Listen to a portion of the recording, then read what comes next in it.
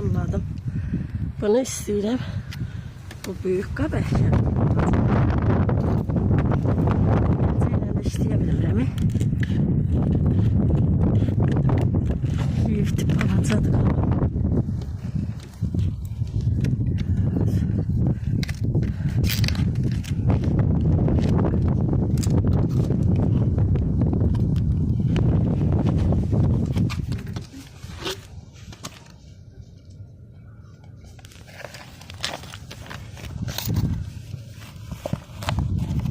Ne kadar kök verip bana. Qabada yaxşı su boşlamayayım. Biresine keseceğim. Ay, görünmüyor. Böyle. Kökü tezelesin. Bak böyle. Yiyeceğim. Bana. Sonra bu hazırladığım torpaq. Peyinli torpaqdır. Bunlar çox belə çöldə zəifdir. Yadındadır, çıxardıb gətirəndə. Öz torpağı ilə gətirmişik belə qalır.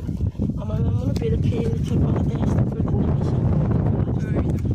İndi buna görə hamısı belə dəyişəcəm. Bu qəşəng gül açsınlar bunlar. Şəkillərini də çevirmişəm, paylaşacağım. İnşallah. Mən oldum, olmadım. Üzü qaydasını bildim. Bax bu qaydada qulluq eləyirsən bunlara. Baxsın. Bax belə.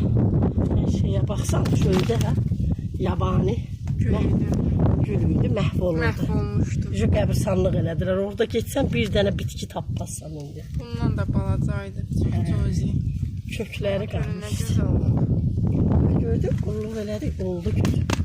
Nə qəşəkdə çiçəyi var. Maşallah. Bax belə, şu qaydasını gördün mü? Bunlar da elə dəyişəcəm. Bunlar roz bulaşır. Bunlar qəşək toppuş olacaqlar. Külə yaxşı deyə qatır. Hə, bunlardan 2 qab elədim. Bir qab da o biri